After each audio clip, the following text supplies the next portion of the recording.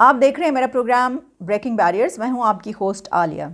सबसे पहले बहुत ही अहम खबर, और वही खबर ये है कि आईएमएफ ने पाकिस्तान के साथ होने वाले मुआहदे एग्रीमेंट की तफसीलात जारी कर दी। आईएमएफ की तरफ से पाकिस्तान के साथ उसका जो एग्रीमेंट हुआ है उसकी डिटेल्स जारी कर दी गई हैं। यानी ये कि उसमें क्या कंडीशंस रखी गई हैं, क्या कुछ तय पाया है और पाकिस्तान से क्या क्या डिमांड किया गया आईएमएफ की तरफ से। मैं आपको इसकी तमाम तफसीलात बताऊंगी, लेकिन दो बड़ी बातें हैं जिसमें डिमांड की गई हैं। वो ये है कि एक तो ये कि बिजली की कीमतों में इजाफ़ा किया जाए, और दूसरी ये कि एफएटीएफ के जो एक्शन प्लान है उसके ऊपर मुकम्मल तौर पर अमल दरामद किया जाए। यानी अभी तक पाकिस्तान ने एफएटीएफ की जिन पॉइंट्स पर एक्शन नहीं लिया, अमल दरामद नहीं किया, उन तमाम पॉइंट्स को कंप्लीट किया जाए और पूरी तरीके से अमल दरामद किया जाए और एफएटीएफ की लिस्ट से बाहर निकला जाए। आईएमएफ ने इन डिमांड्स में ये डिमांड भी रखी है, ये मुतालबा भी रखा है।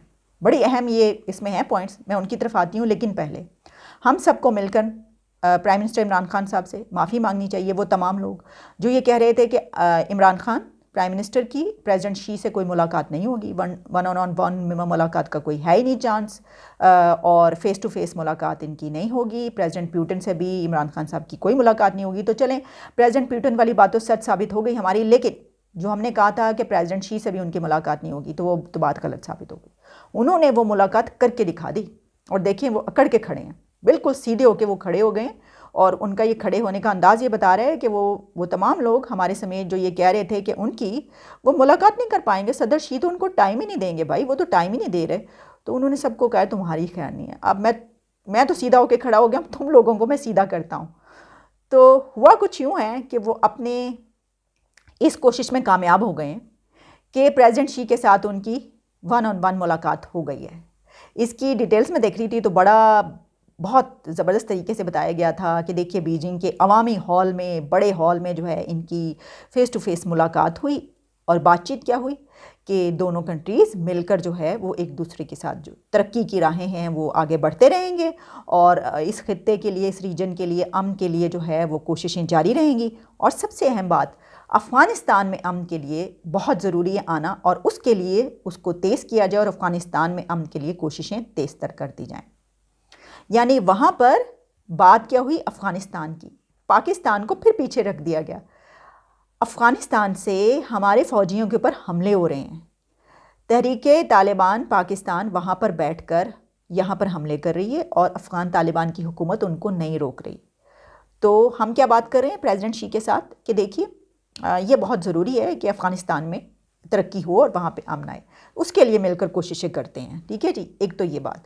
दूसरी ये बात कि जो शाह महमूद कुरैशी साहब हैं उन्होंने तो बड़ी तारीफ़ें की हैं जनाब वज़ीर आज़म साहब के जो उसकी है वो, उन्होंने कहा कि दोनों जो मिले हैं तो बहुत ही अच्छी बातचीत हुई है दोनों के बीच। और बातचीत क्या हुई, शाह महमूद कुरैशी साहब ने जो बताया है वो क्या है, उनका प्रेसिडेंट शी और प्राइम मिनिस्टर इमरान खान के बीच ख़ास तौर पर भारत में, कश्मीर में जो वहाँ पर मुसलमान हैं उनके ऊपर जो मजालिम ढाए जा रहे हैं उनके पर बात हुई है। और दोनों तरफ से ये कहा गया है, यानी प्रेसिडेंट शी और प्राइम मिनिस्टर इमरान खान की तरफ से, कि दोनों कंट्रीज़ की इस बारे में एक ही सोच है, और दोनों लीडर्स की इस बारे में यकसा सोच है कि भारत में जो अक़लियतें हैं और जो मुसलमान हैं वहाँ पर मोदी हुकूमत में तो उनके ऊपर मजालिम ढाए जा रहे हैं, और वहाँ पे जो इंसानी हकूक़ हैं, ह्यूमन राइट्स, उसकी पामाली की जा रही है।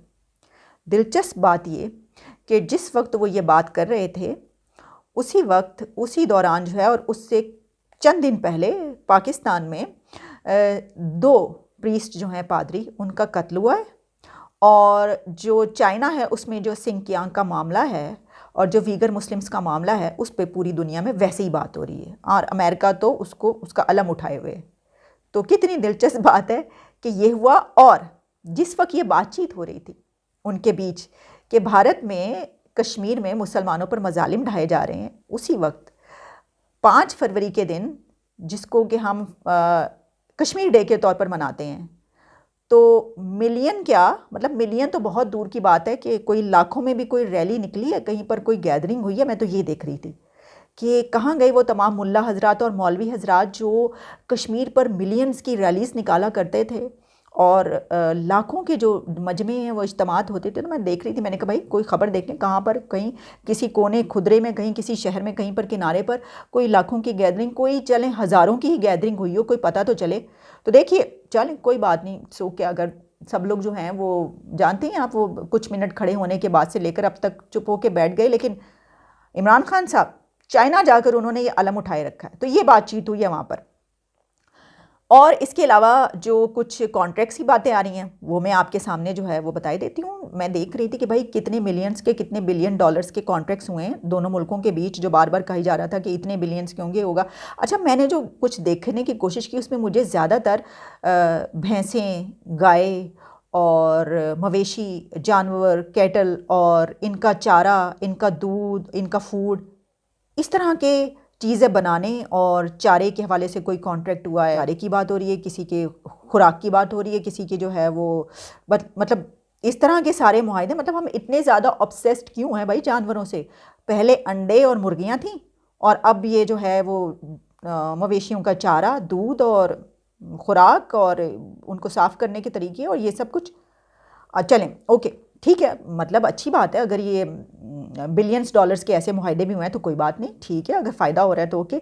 अच्छा, इसके अलावा वो जो सी पैक के हवाले से गुफ्तगू हुई कि उसको हम आगे बढ़ाएंगे, होगा उसमें इंडस्ट्रियल जोन, इकनॉमिक जोन, ये सब की बातचीत हुई। तो उसके लिए तो जो है वो आप जो पानी और बिजली फराहम करने की बात हो रही है, तो बिजली में तो आप जानते हैं क्या सूरत हाल है, ठीक है। तो आप क्या वो उनको प्रोवाइड करेंगे? तो वापस आते हैं, बिजली की बात हो रही है, वापस आते हैं अब हम FATF की तरफ। IMF ने ये डिमांड किया है कि FATF का जो है वो इस पर कंप्लीट किया जाए। अब मैं आपको बताती हूँ कि वो कौन सी पॉइंट है जो हमने अभी तक कंप्लीट नहीं किया। 27 में से 26 पॉइंट्स जो हैं वो पाकिस्तान ने कंप्लीट कर लिए हैं। अब जो एक पॉइंट अभी रहता है और जिसके ऊपर IMF ने अब डिमांड किया पाकिस्तान से कि IMF के FATF कि इस एक्शन प्लान पर अमल दरामद किया जाए, वो पॉइंट ये है कि पाकिस्तान में दहशतगर्द ग्रुप जो कि पाकिस्तान के अंदर मौजूद हैं और काम कर रहे हैं, उनके सरबराहान, उनके जो हेड्स हैं, उनको पकड़ा जाए और सिर्फ पकड़ा ना जाए, उनके ख़िलाफ़ तहकीकात की जाए, इन्वेस्टिगेशन की जाए और फिर उनके ख़िलाफ़ कार्रवाई करके उनको सज़ा दिलवाई जाए। तो एक्चुअल में इसका जो आप समझ लीजिए जो उनकी डिमांड है वो ये है कि अभी तक आपने दहशतगर्द ग्रुपों के जो सरबराह हैं, जो हेड्स हैं, उनके ख़िलाफ़ इन्वेस्टिगेशन नहीं की, आपने उनको पकड़ के सज़ा नहीं दी। तो ये आप कर लीजिए, ये है इसका क्रक्स अगर आप समझें। तो FATF की लिस्ट से निकलने के लिए एक पॉइंट है जिसमें हमने अभी तक अमल दरामद नहीं किया और वो अमल दरामद हमें करना है। हम इस वक्त कब कर गुजरेंगे मैं इसके बारे में जो है कुछ कह नहीं सकती। इसकी वजह ये है कि ये एक मुश्किल काम है यहाँ पर। वैसे मतलब ये कि दहशतगर्द तंजीमें और फ़िरका परस्ताना तंजीमें और ग्रुप्स वो तो धड़ल्ले से आप जानते हैं, जब TL पे निकलती तो आगे कैसी लगती हैं आप जानते हैं ना। लेकिन उनके जो हेड्स हैं, जैसे कि कई दफ़ा हाफिज़ सईद का नाम या इस तरह और दूसरे जितनी फ़िरका परस्त जमातें उनके जो हेड्स हैं जो काम करते हैं, झंगवी और ये सब कुछ जो मौजूद हैं, उनके ख़िलाफ़ क्या कार्रवाई हो सकती है, होगी।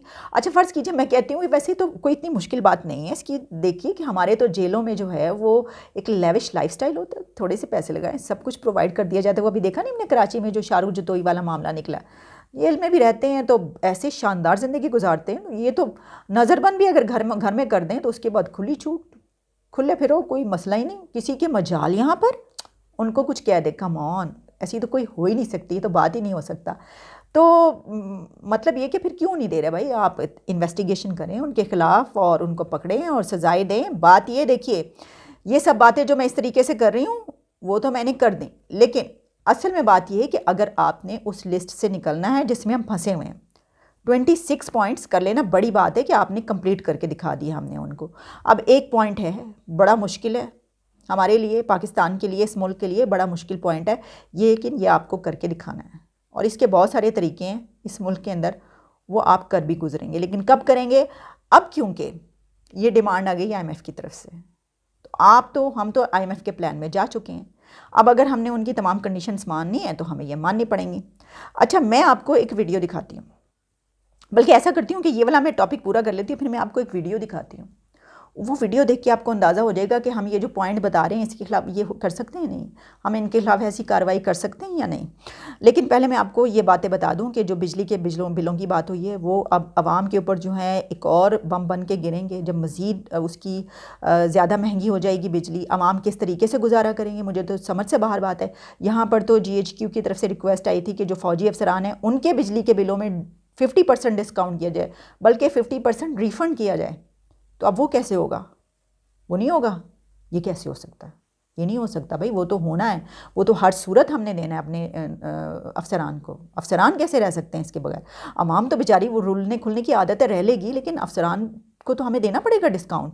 अच्छा, तो इसका मतलब है कि उनको हम डिस्काउंट देंगे तो वो जो इजाफी बोझ होगा, मलबा, वो भी सारा अवाम पर गिरेगा, अवाम ही वो बोझ उठाएगी। ठीक है जी, अवाम में हम अरे उठाना पड़ेगा ये बोझ, क्या करें, बने इसलिए, देखिए ना बेचारे। ये सिचुएशन है। कुछ और थोड़ी सी मैं कि जो कहा गया है इसमें जो कुछ एक्सपेंडिचर्स बताए गए हैं, मसलन ये कि बताया गया है कि आइंदा माली साल के लिए जो है वो अगर आप समझ लीजिए कि जो एक्सपेंडिचर्स हैं उसका जो एस्टिमेट किया गया है वो 12,994 बिलियन रुपीस कहा गया है। और अगर इनकम का आप देख लीजिए एस्टिमेट जो लगाया गया है वो 10,272 बिलियन रुपीस का लगाया गया है। इसी तरीके से जो टैक्स हैं, जो FBR ने कहा जा रहा है कि जो टैक्सेस हैं वो बहुत ज़्यादा एडेड हो जाएंगे, बहुत ज़्यादा बढ़ा दिए जाएंगे। और उसके ऊपर तो वो जो शब्बर ज़ैदी साहब जब आए थे तो कहते थे ना कि एक मजाक सा बन गया था कि उन्होंने जब कहा था कि अब हर एक के ऊपर टैक्स लगेगा और एक छोटी से छोटी चीज़ पर भी लगेगा, तो लोग कहते थे किसके हैं झुमके, कहाँ से आए हैं झुमके, किसने चुराए हैं ये झुमके। तो वो इसलिए कहा जा रहा था कि उस वक्त ऐसा नज़र आ रहा था कि जो ख़वातीन का जेवर है उसके ऊपर भी टैक्स। तो मुझे लग रहा है कि ये सूरत हाल अब यही आएगी, तो ख़वातीन अपना जेवर तो छुपा लें, उनके ऊपर भी टैक्स लगने के ख़तरात पैदा हो रहे हैं। बहरहाल, क्योंकि मामला ये है, इसकी वजह ये जो ख़तरात नज़र आ रहे हैं कि IMF के आपने मुतालबात तो पूरे करने ही करने हैं, और अगर आपने उनकी डिमांड्स पूरी करनी है तो आपको जिस तरफ से जहाँ पर भी जो भी हाथ मारना पड़ेगा वो आपको करना पड़ेगा। उससे अवाम पिसते हैं, मरते हैं, खुदकुशियाँ करते हैं, कुछ भी करते हैं, उससे हुकूमत पे कोई कभी फ़र्क नहीं पड़ता। हम तो देखते हैं यहाँ पे शॉपिंग मॉल्स में छलांगे मार मार के जो जवान अपनी वो देते हैं, खुदकुशियाँ करके जाने देते हैं, उनके तो घर तक जो है वो कोई नहीं जाता। और ये सिचुएशन आपको पता ही है इस सब सिचुएशन का। तो ये हैं हालात व वाक़यात। 2-3 बड़ी ख़बरें जो मैंने आपके सामने रख दी। बड़ी अहम ये ख़बरें इसलिए हैं कि आने वाले दिनों में हम देखेंगे इसके बड़े नताइज असरात पैदा होंगे जो हमें नज़र आएंगे, फिर उसके ऊपर ख़बरें बनेंगी तो वो भी हम आपके सामने रखेंगे। मैंने आपसे कहा था कि मैं वीडियो के आखिर में मैं आपको एक वीडियो दिखाऊँगी, कैसा जुमला बना है। हाँ, तो ये जो वीडियो है ना, ये हमारे जो है ना TLP का सरबराह नया साद रिजवी, जो कि खादिम हसन रिजवी का बेटा है, उसका अभी कोई शादी हुई है और उस दौरान ही कोई वीडियो ये वायरल हुई है जिसमें उसका कॉन्वाय गुजर रहा है, काफ़िला गुजर रहा है। तो आप देख लीजिए इसकी कितनी गाड़ियाँ और कैसा कॉन्वाय ज़बरदस्त गुजर रहा है। फिर आप अंदाज़ा कर लीजिए कि ये जो एक शिक कही गई, एक पॉइंट कहा गया, ये आपने कंप्लीट करना है और ऐसे जो सरबराहान हैं उनको सज़ाएँ देनी है, तो वो कैसे होगा। चलिए इजाज़त दीजिए, दोबारा मुलाकात होती है। Take care and good bye.